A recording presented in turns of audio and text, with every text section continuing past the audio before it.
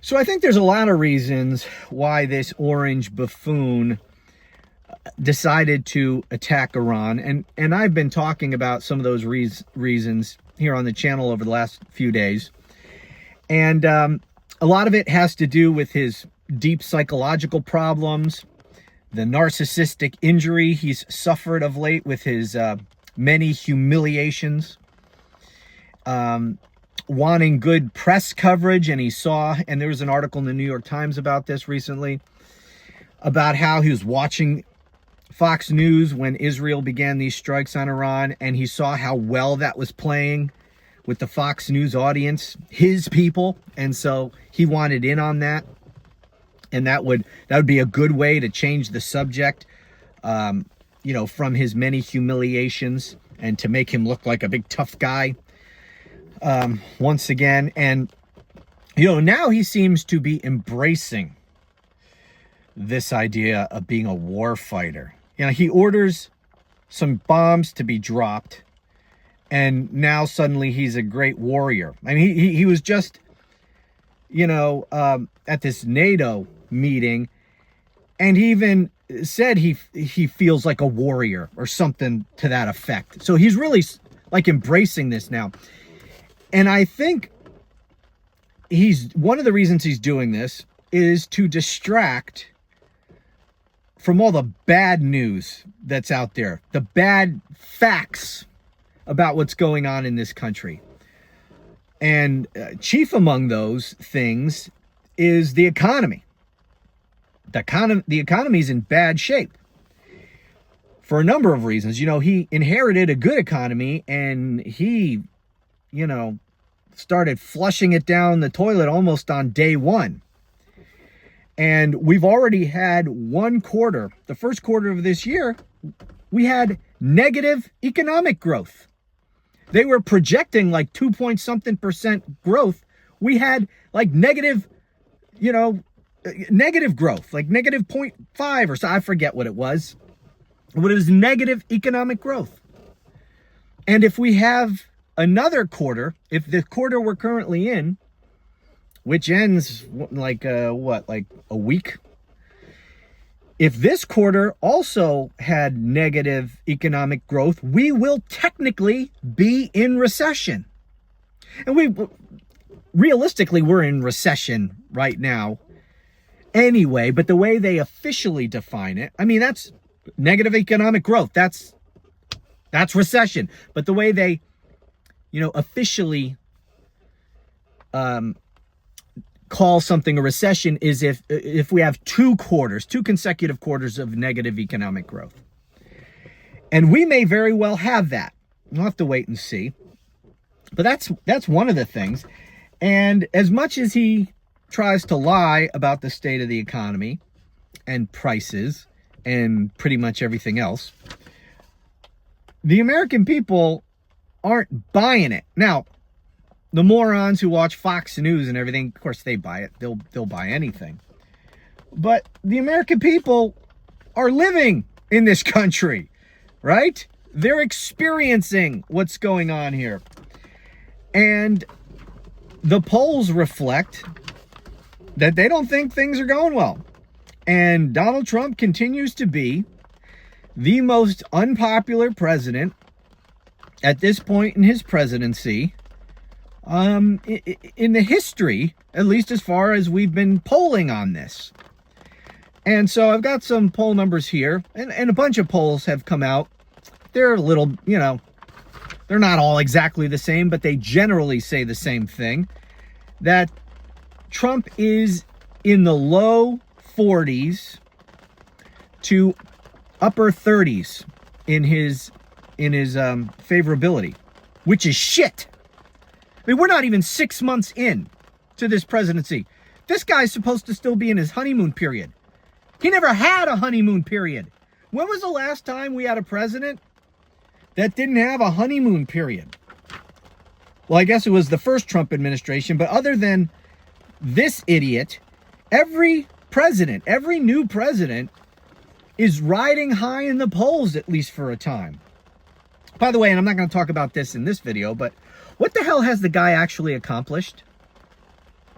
Like, what legislation has he gotten passed through Congress? You know, everything that he's doing now, and he's doing a lot, and he's causing a lot of damage. But from a policy point of view, everything that he's done, every policy that he's implemented has just been by executive order. It's been executive policy, which means it's not law, which means it could be undone with the stroke of a pen by the next guy. What has he actually accomplished that has any lasting effect? Now, if this country is once again stupid enough to elect another Trump cultist Republican, and of course, if you elect a Republican at this period of time, it is going to be, by definition, a Trump cultist Republican. Of course, if this country is stupid enough to do that in 2028, then I'm sure most of those policies will remain in place. But if a Democrat wins in 2028, pretty much everything he's done, hopefully, will be undone, like on day one, with a stroke of a pen. Hopefully, the next incoming president will have a whole series of executive orders prepared in advance. They take their oath of office, they give their inaugural address, and then they just sign a bunch of executive orders, basically wiping away all Trump policy. And that's all you would have to do to undo all of Trump's policies, because he hasn't passed anything through the Congress. We're almost 6 months in, and he hasn't done anything. You know, you hear at the start of a new presidency, you know, the benchmark of the first 100 days, because that's when presidents really try to get their agenda passed. That's when they're in their honeymoon period. That's when they have the most public support. That's when they get most of their agenda accomplished, or when they have the best shot at doing it. 100 days came and went. Trump got nothing. He didn't even try. And here we are almost 6 months in, and still nothing. He's having a hard time passing his big, beautiful piece of shit bill, which, by the way, I have some polling on here too. Anyway, let me read a little bit of this polling. 61% disapprove of Trump's handling of the economy. That ain't good. A total of 38% of Americans say they approve of the way Donald Trump is handling his job as president. Only 38% approval rating in this poll. 59% disapprove. In May, 41% in this poll approved. So he's lost 3 points since last month. 38%. And this is not the only poll. And which poll is this? Oh, crap, I didn't print out the whole page. I can't remember which poll this was. But there were several polls. As I said, there's polls that show him around 38, and then there's some polls that show him 41, 42. Whatever it is, it's in the general neighborhood of sucks, okay? He's one unpopular sack of shit, as he should be, because he's awful. Okay, what else do I have here? I did that one already. Oh, here's some more polls.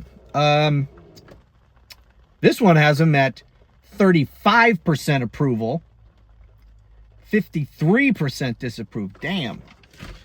And then here's a poll on his big, beautiful piece of shit bill. Is viewed by the public unfavorably by nearly a 2-to-1 margin. Democrats, independents, and non-MAGA Republicans oppose it. How many non-MAGA Republicans are there out there? I guess this poll found the 3 of them. Anyway, Democrats, independents, and non-MAGA Republicans oppose the big, beautiful piece of shit, while MAGA supporters favor it. Gee, shocker. You know, I was watching a podcast the other day where, what's the guy's name? Justin, is it Wolfers or Wolfers? He's an economist. Anyway, he was talking about, the problem with polling on the economy, they were talking specifically about the economy in this podcast. He was talking about the numbers. you have hard numbers to gauge the economy. You have hard numbers like, you know, certain numbers provided by the Bureau of Labor Statistics, things like that. Then you have soft numbers that are generally polling of what the American people think. And he says that part of the problem now with trying to gauge people's view of the economy is that everything is so politicized that you don't even get honest answers to questions like, do you think the economy is doing well? Because so many people, and here let's be honest, we're talking most specifically about Trump cultists, because you know damn well they do this more than any other group. And that is, if they're asked that question, how's the economy doing, their first thought is, well, who's president? If Joe Biden's president, oh, the economy's terrible. Even if they think it's good, they're going to say it's terrible. And even if they know that the economy's shit, if Trump is president, they'll say the economy's great.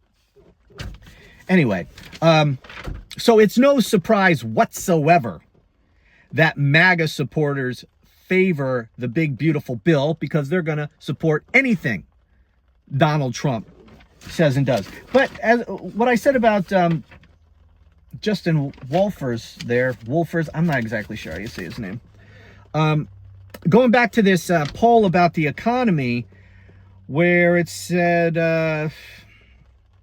61% disapprove of Trump's handling of the economy. I wonder how accurate that is, because how many people who are Trump cultists know the economy is shit, but didn't admit that in the poll, right? So 61% disapprove of Trump's handling of the economy, but how many people know that the economy is shit? If 61% disapprove of Trump's handling of the economy, probably the number of people who know this economy is shit is much higher than 61%.